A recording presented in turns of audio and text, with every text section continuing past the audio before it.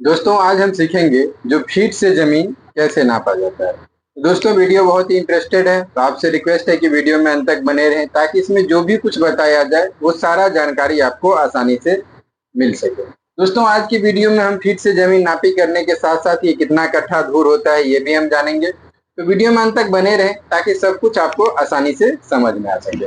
तो दोस्तों हमने एक प्लॉट लिया है जिसका उत्तर बरिया में है 129 फीट 7 इंच, दक्षिण बरिया में है 130 फीट 8 इंच, पूर्व बरिया में है 60 फीट 4 इंच और पश्चिम बरिया में है 65 फीट 6 इंच। इस प्लॉट को हमको नापी करना है और साथ ही साथ ये भी जानना है जो ये प्लॉट कितना कट्ठा धूर हो रहा है। ठीक है, तो आपसे रिक्वेस्ट है कि वीडियो में अंत तक बने रहें ताकि इसमें जो भी कुछ बताया जाए वो सारा जानकारी आपको आसानी से मिल सके। तो सबसे पहले दोस्तों इस प्लॉट का हम क्षेत्रफल निकाल लेते हैं जो ये प्लॉट कितना है। तो इसका दोस्तों उत्तर बरिया में है आपको ये वाला उत्तर 129 फीट 7 इंच। ठीक, उसके बाद दक्षिण बरिया में है 130 फीट 8 इंच। ठीक है, अब इसको जोड़ दीजिए तो 8 7 15, 15 के 3 12 इंच बराबर 1 फीट होता है। हासिल बच गया 1, 9 1 10, 3 2 5 1 6, ये हो गया 260 फीट 3 इंच। ठीक है, इसको एक बार हम चेक भी कर लेते हैं जोड़ हमारा सही है कि नहीं से। हालांकि जोड़ सही होना चाहिए फिर भी चेक करना एक जरूरी हो जाता है। ठीक, 129 प्लस 130। ठीक है, अब 260 को जो अगर हम लोग आधा करेंगे तो कितना हो जाएगा 130 फीट और 3 इंच का आधा करेंगे तो ये हो जाएगा 1.5 इंच। चलिए अब 130 तो है, अब 1.5 इंच को हमको क्या करना है फीट में लाना है। ठीक है, तो 1.5 को क्या करेंगे हम 12 से भाग दे देंगे तो ये क्या हो जाएगा 1/2 हो जाएगा। 12 से भाग क्यों दिए, क्योंकि 12 इंच बराबर 1 फीट होता है। ठीक है, तो चलिए आप पूरब और पश्चिम जानते हैं। तो पूरब कितना है 60 फीट 4 इंच और पश्चिम कितना है ये वाला 65 फीट 6 इंच। ठीक, अब इसको जोड़ दीजिए तो 6 4 10 हो गया, 5 5 का 5 6 6 12, 125 फीट 10 इंच हुआ। 125 फीट को आधा कीजिएगा तो 62 गुना 124, 62 फीट हो गया। बचा 1 फीट 12 इंच, 12 10 22 यानी 11 इंच। ठीक है, 22 इंच का आधा। अब इसको इंच को फीट में लाइए तो 11 भागा 12, 11 से अगर हम 12 में भाग दे देंगे तो कितना होगा 0.91। अब इस दोनों को जो हम गुणा कर देंगे तो क्या होगा इसका क्षेत्रफल निकल जाएगा 130.12 गुने 62.91। मतलब कितना हो गया ये 130.12 गुने 62.91, ये हो गया आपको 8185.84 वर्ग फीट। ये क्या हो गया इस प्लॉट का क्षेत्रफल हो गया 8185.84 वर्ग फीट। देखिए अगर इसको हमको डिसमल में निकालने का रहेगा तो बहुत आसान है। 8185.84 भागा 1 डिसमल बराबर 435.6 वर्ग फीट होता है। तो यहाँ पे हम 435.6 से भाग दे देंगे। ठीक है, अब इसको भाग दे दीजिए 8185 भागा 8185.84 भागा 435.6 यानी ये समझिए 18.7980 कहिए ये डिसमल हो गया। ठीक है, एक बार भाग को फिर से चेक कर लीजिए 8185.84 भागा 435.6। ठीक है, इतना डिसमल हो गया। तो दोस्तों अब हम यहाँ पे लिख देते हैं जो प्लॉट का कुल रकबा वर्ग फीट में लिख लेते हैं जो कितना हुआ वर्ग फीट में हो गया आपको 8185.84 वर्ग फीट।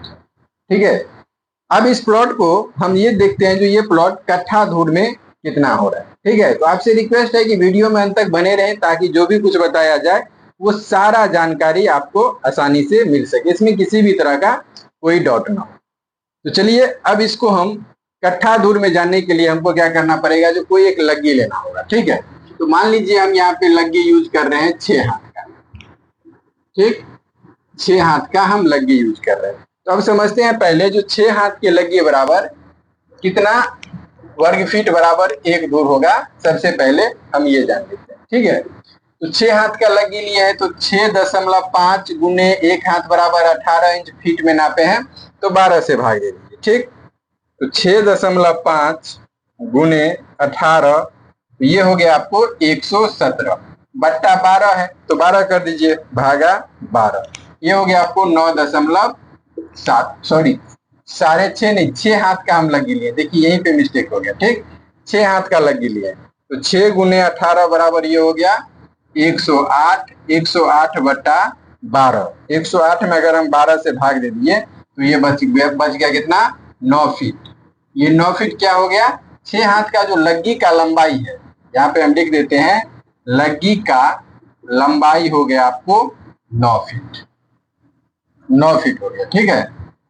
अब दोस्तों लग्गी का जो माप होता है वो धूर में होता है। तो धूर बराबर होता है क्या, लग्गी स्क्वायर, ठीक, लग्गी स्क्वायर। तो लग्गी का कितना फीट निकला है, 9 फीट। तो 9 गुने 9, या इस तरह से समझिए सिर्फ 9 का स्क्वायर कर दीजिए।